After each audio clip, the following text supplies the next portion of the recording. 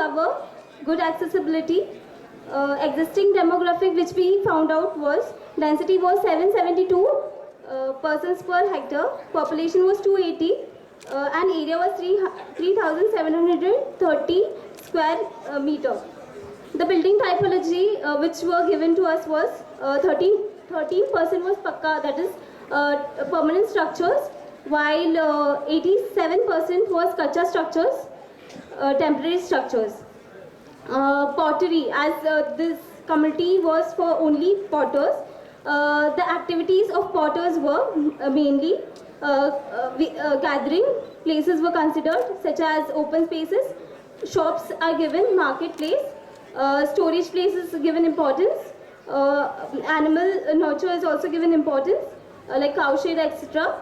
Passive space like parks, living area, worship area is also considered during our plan process.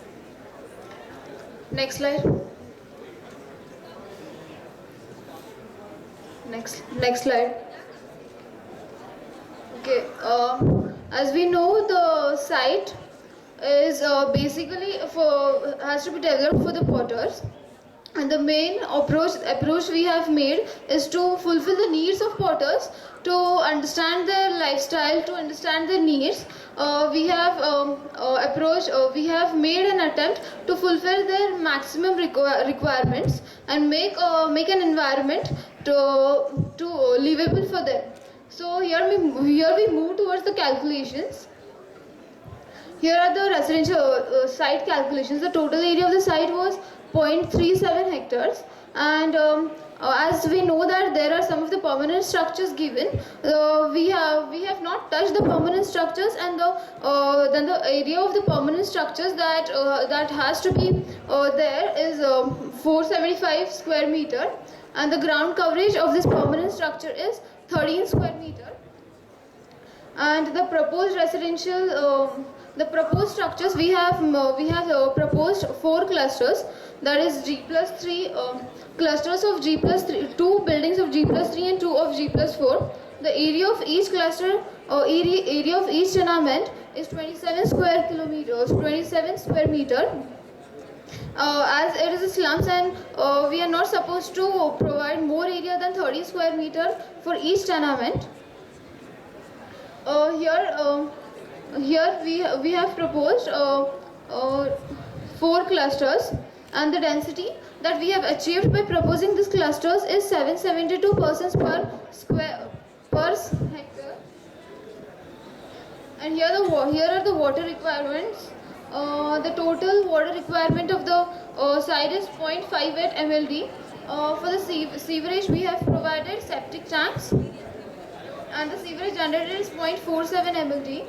And we have also made an attempt to make our site more sustainable, and we have provided rainwater harvesting. And the calculations for rainwater harvesting are there. By knowing the runoff coefficient and the average rainfall of the site, we have calculated the water that could be collected throughout the year. That is 0.73 MLD. Now we move towards the site plan.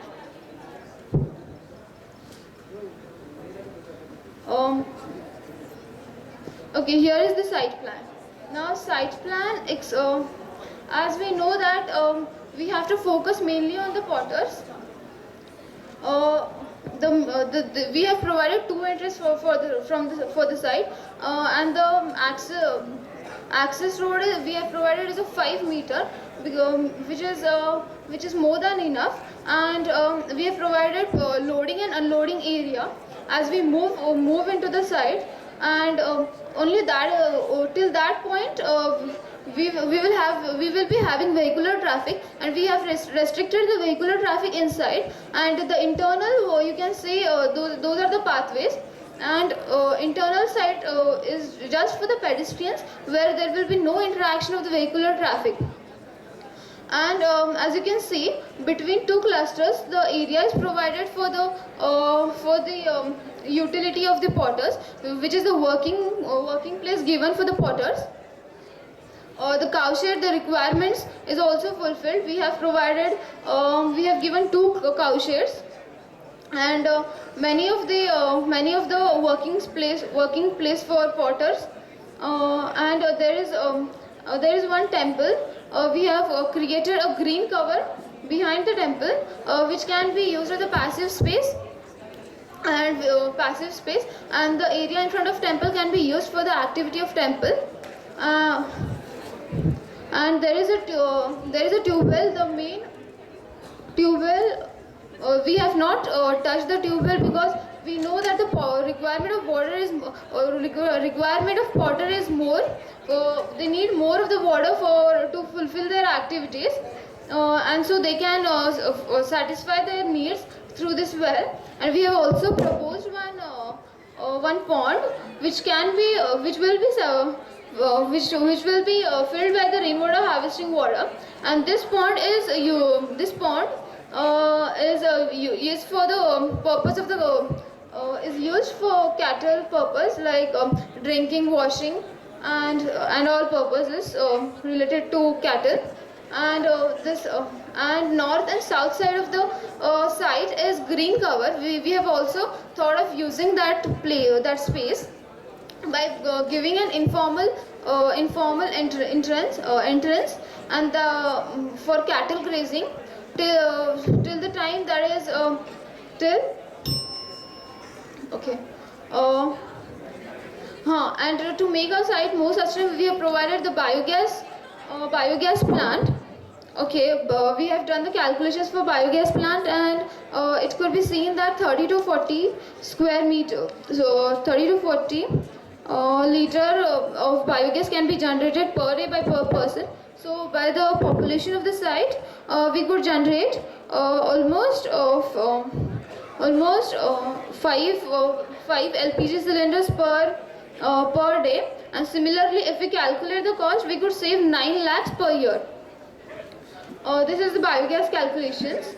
And to make to prove the theme of affordability, we have shown the calculations for affordability, the housing conditions that we are providing.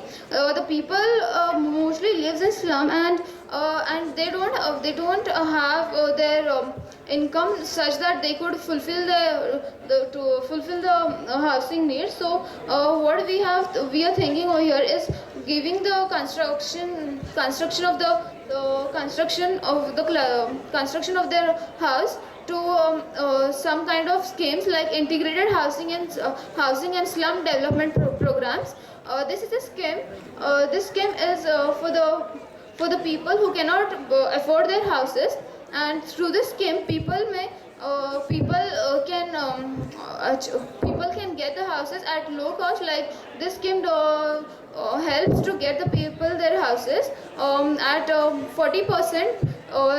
They themselves take initiative of funding 60% of their house cost by themselves through central government and state government, and the remaining 40% cost of the house has to be paid by the owner of the house. This is the approach to make this site affordable. And here are the floor plans. Can we see the first floor plan? Yeah, the floor plans are also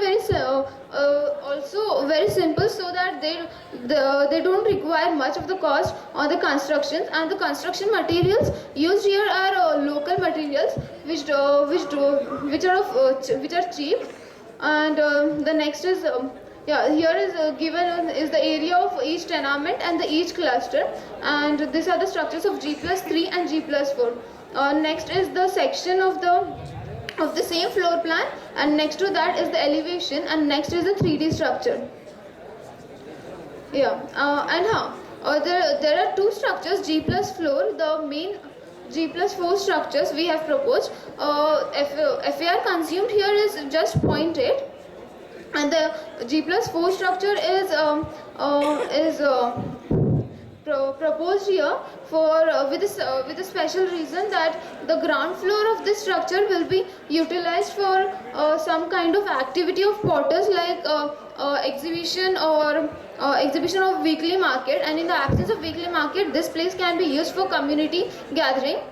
So social, it can be used for as a social place, and yeah, and these are the costing done for one tenement.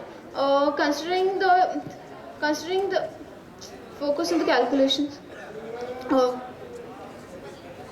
Calculations. Calculations of costing.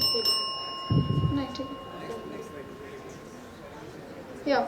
Here are the costing of one tenement. The costing rate of one tenement is considered as 1250 per square feet.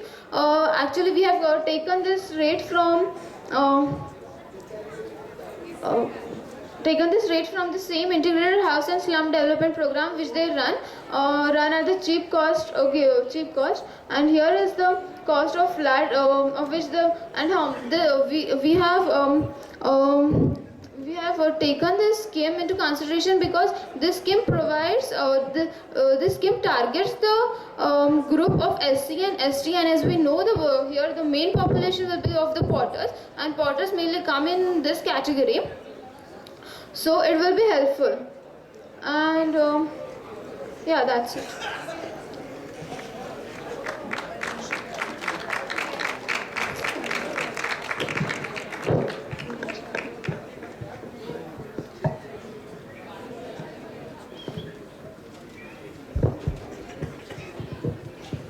I think your concept, your analysis, and your proposals, the solutions, quite different from the proposals that we are seeing, in the sense that the entire community aspect is sidetracked. I'm not saying missing, because I'm sure you have to an extent understood what the community is, but by calling it a slum, and therefore the solution going in the direction of SRA, the slum redevelopment scheme, ends into a project which is such a rigid kind of accommodations you're giving them, and then the developer benefiting from so in a way subsidizing, the developer subsidizing it, but getting it to develop in situ, resulting into ground plus 3, ground plus 4 structures. Now, if you, on the other hand, you're also talking about the cow sheds, you're also talking about the space which they require for making their pots and so on. But if you say this, it actually doesn't match what you're saying, and what is going to get resulted here is they're contradictory. How do you expect, I mean, in between the two, for example, between the two units, you showed the brown space in your plan as the economic activity. Now, how are the people who are staying on the 3rd floor and 2nd floor and on the 4th floor would come down and use that space for that activity? Because obviously, number one, it is much smaller than required for those families living in the 2 buildings which you are showing.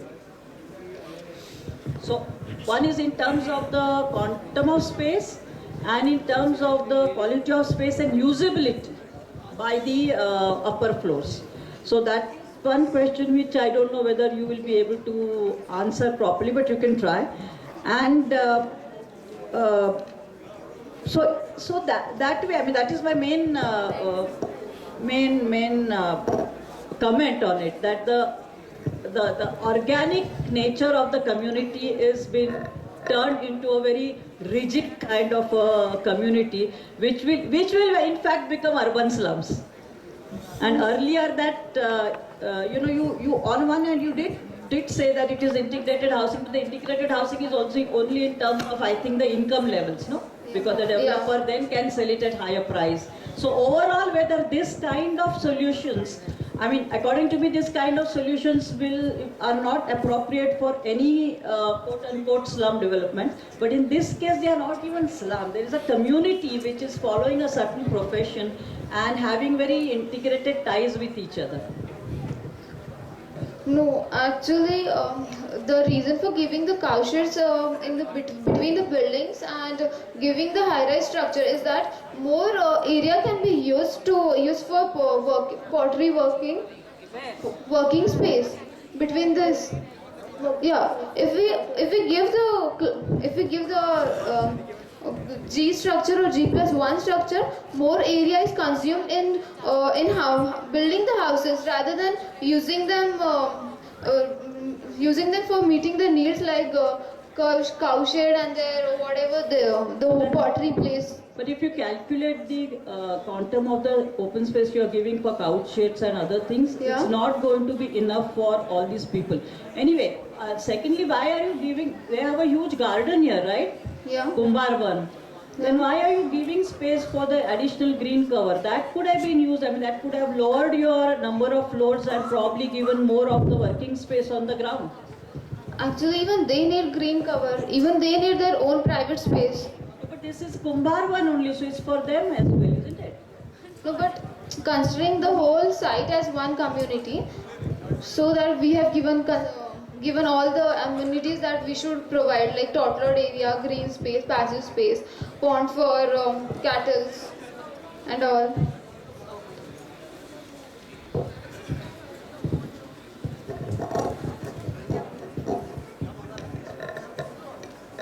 No, your presentation was good. In the terms of site analysis, detailing, of course you use the concepts of water harvesting. One thing I liked was even doing calculations like energy saving in terms like, you know, you're going to produce 5 LPG cylinders per day, you said, isn't it? Yeah, that's huge, and per day that means, you know, within the community itself, Yeah, it is more than enough. it's more than enough probably, or maybe very few communities have to buy from outside. Uh, I agree with my friend. It actually, you know, ended up in a more of a IGCP program or a BSCP program actually. A little bit of more, you know, organic in nature, since they being potter, something, you know, Actually, the main aim was potters. Their main workplace is related to land, so we have kept more space for their work. As the space is for only potters, as the problem statement, we have given more and space, and we have given edge by 3 rule. So we have increased the height. okay, probably that you could address while allotting the dwelling units, because maybe somebody, and one new concept which you really introduce is the ground floor is on stilts. So it could be used, you know, even for storage or even as community space, because I think you could not provide, you know, separate space for community center. Yeah, we have also presented a weekly market, like exhibition stalls that they can present their stalls, exhibitions. This can also generate revenue for them. We have considered in economic factor this aspect. No, it's good. That's what I said. Ground floor on stilts gives them more community space, and even, you know, parking their vehicles, cycle, rickshaws. Otherwise, generally we find that in a formal sector we generally have parking spaces, but in an informal sector like this, you know, we never address the parking. But here at least one concept which you brought into being is ground floor being on stilts, and you could use for different activities, parking and storage, etc., even as community spaces. Have you thought of any concept regarding how you're going to address the needs of physically challenged and aged? There could be some of the beneficiaries, no? So how are you going to address the needs of the physically challenged and the aged in the community?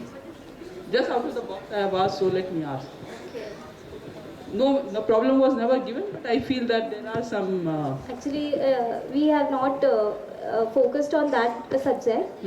So just what No, just think and tell me anything. Okay, the internal space which we have provided in the site was more of the pedestrians. Means it was totally of the pedestrians. We are restricting the vehicular traffic at the at some point, and we don't want any disturbance. Okay, even if you think of a physically challenged, they can have their they without any this thing without any fear they can roam in the internal parts Pathways.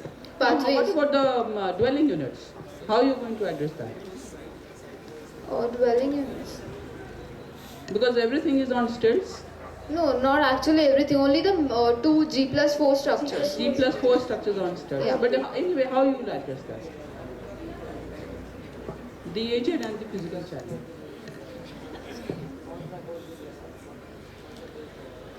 One thing is that during the lottery system, you could give preference to the physically challenged and the aged, that you could allot them on the ground floor. Okay, while doing the allotment, Yeah, so while we doing can the do survey, that. you make it compulsory that you will give the dwelling units on the ground floor itself. So that's one way that you could address. Can you tell me something about funding? How you're thinking of implementing and how you're thinking of Yeah, actually, this is the scheme. In the schemes, the private owner, private developer don't play much of the role, and so the profit that he takes is Because you reduced. said that 40% Yeah, would come from the central government and or No, the no. state government. Yeah, wait. Actually, I was saying. Use PPP model just because it is not affordable. So we have given more priority on local government. It will fund for this type of a project, as this area is not a big area. It can finance for such kind of a small areas too. So But you could also have tie-up with banks. You could have DRIs, differential rate of interest, and you could have a long-term loan for them as concessional rate. Yeah, So everything, actually, we the can. state government will not have that much of a kitty, even they will start funding these small projects. They have to, fund through the budgetary provision through, the big programs and the big projects actually. So you could have some contribution, say 10 to 15% or even through EMI, about say 25 to 30% of their monthly income towards the EMI, and you could tie up with clients. Yeah? Yeah. Okay. Thank you. thank you.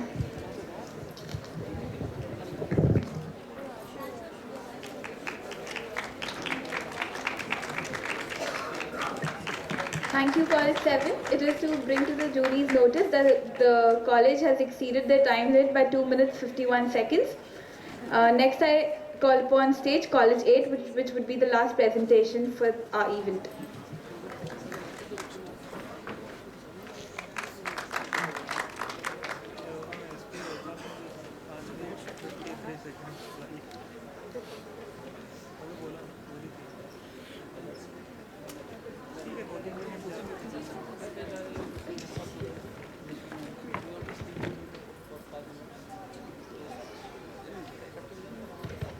Good evening, jury members and fellow planners. We are from SPA Vijayawada. To work with mud is to work with God. Bangalore, like many of the culturally oriented settlements, is privileged to have one such potter colony. Given this project, how we proceeded was, first of all, we tried to understand the current housing scenario in India. We went through the various housing policies in India, and with special focus on 2007 Housing Habitat Policy, which focused on affordable housing and a provision of sustainable habitat and equitable resources at affordable rates, especially for the low income housing. They had also defined affordable housing and different affordability in terms of FAR and dwelling unit sizes. So among the different definitions that we came across, the most significant and most relevant was the one by Riggs, which Can you zoom in? which defined affordability as affordable housing in the urban scenario as provision of adequate shelter on sustained basis, ensuring security of tenure within the means of the common urban household. So once that we got this data, how we proceeded further was to understand how a normal potter's colony works. So the different activities that take place are from the mixing of the clay to crafting the pots and different utensils, and drying, then burning in the kiln, and then finally marketing. See, finally what we understood from these is these activities are highly even gender based and also spatially related. For example, the first activity takes place in a transition space, not completely in the within the house and not outside either. While the second activity and the third takes place in a outside area where a lot of heat and light is required, and at the same time the final one, the burning in the kiln, was in a separate area altogether. So here, through this, we were trying to understand the user activity and the spatial analysis, spatial relationship. So after this, we went on to taking up 2 case studies. One is Dharavi, wherein we got a report called Re-Dharavi, which was related, which dealt with reinterpreting, reimagining, and redeveloping of the Dharavi. So here, what they had done was incremental housing project. The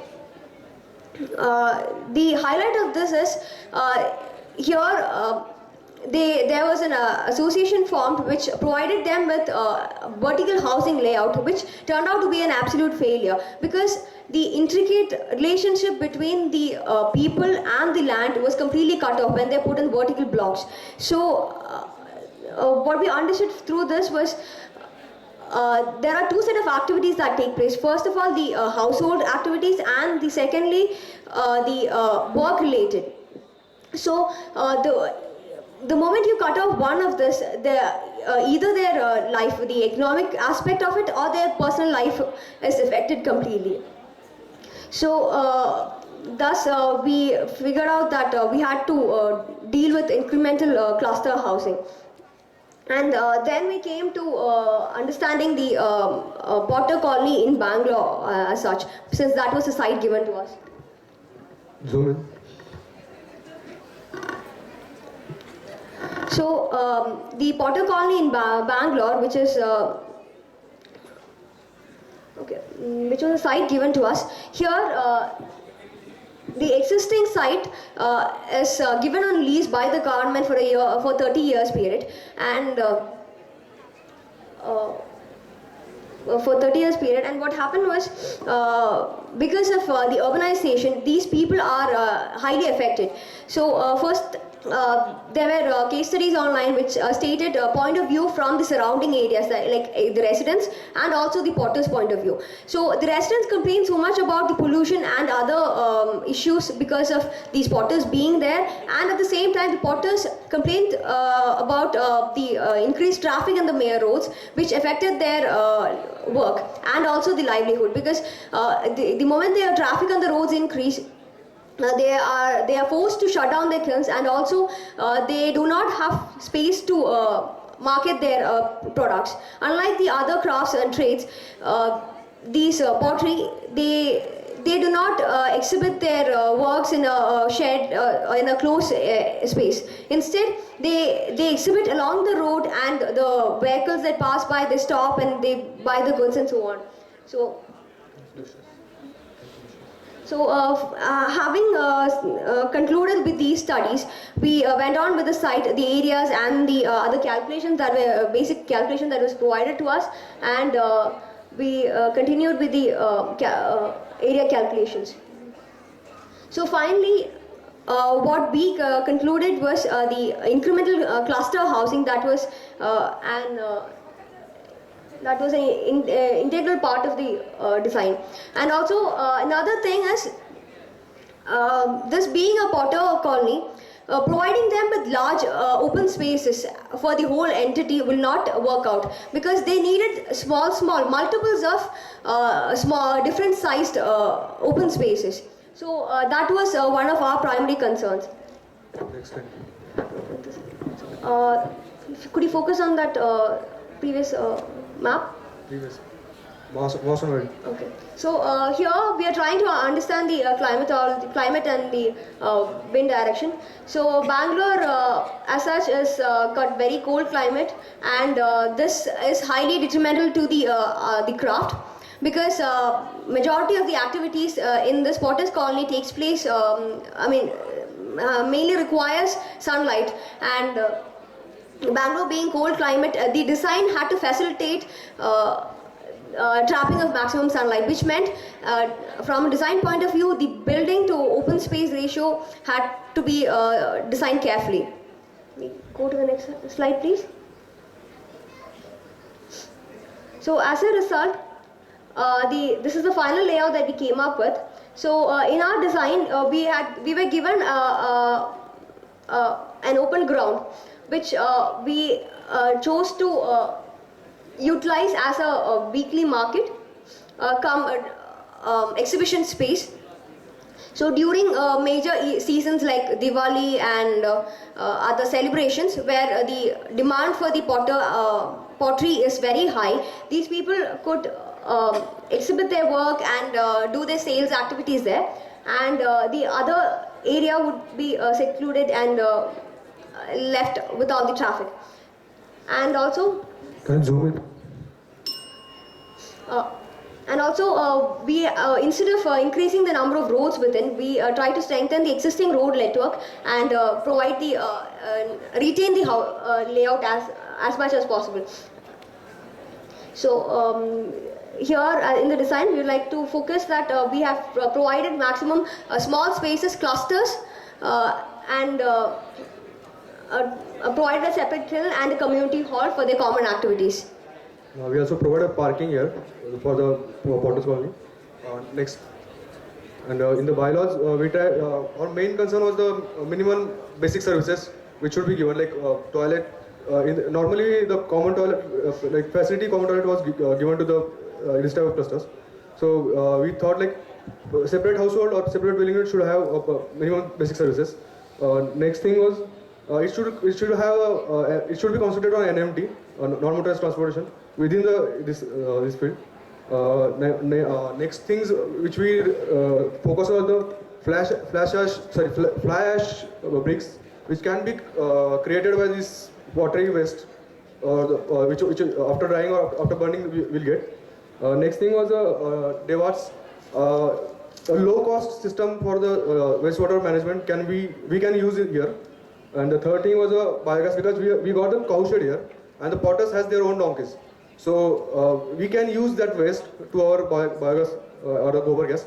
And last thing was the zoning. We try to make it as a mix instead of a particular area zoning.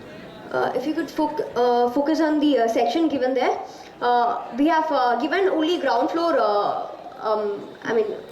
Only ground floor height for all the buildings, and access to the terrace, so that during cold climate or when there is increased demand, the terrace could be used, and also it could be used for common activities. Thank you, ma'am.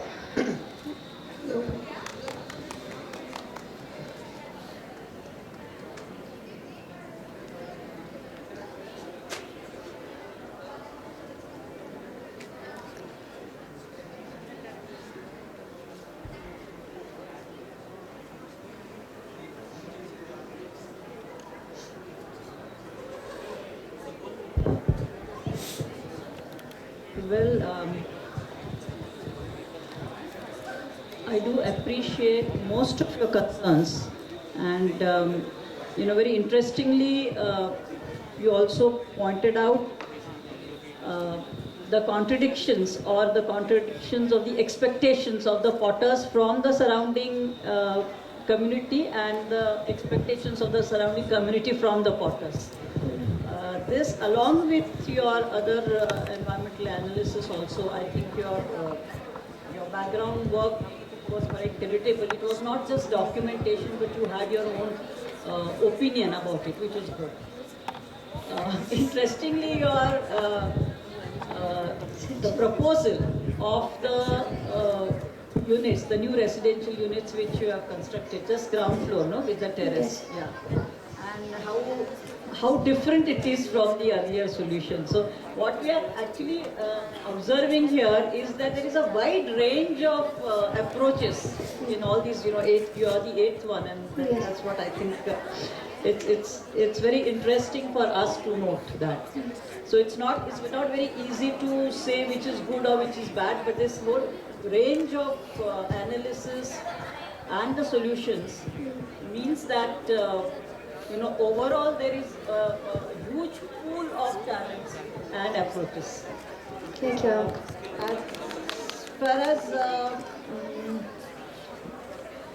yes, you are. So this for you is the ideal thing of having ground floor structures with the terraces where they can get the direct sunlight and also using the ground context and so on. So how are you going to utilize the FAR, or you don't need to? So if you don't need to, what's your proposal? Ma'am, this site as such right now has provision for 60 households, which is the existing scenario. So we are proposing incremental housing, wherein if these households find there is a need for it, they can go for higher floors. But right now, with the existing scenario, this is sufficient. So now, how our design is different from the previous is the earlier one. No, I'm not asking that. But incremental housing, which means they will have to invest, right? Yes, Yes, ma'am. So as of now, they are not utilizing the full FAR, and you are okay with it. Yes, ma'am. Yes, ma'am. Yes, ma'am. Ma'am, may I add to it? This housing scheme is eligible for the 2007 Housing and Habitat Policy affordable housing. So they can avail the interest-free subsidy, loan subsidy schemes. So they could get a lot of benefits from the government, the existing policies.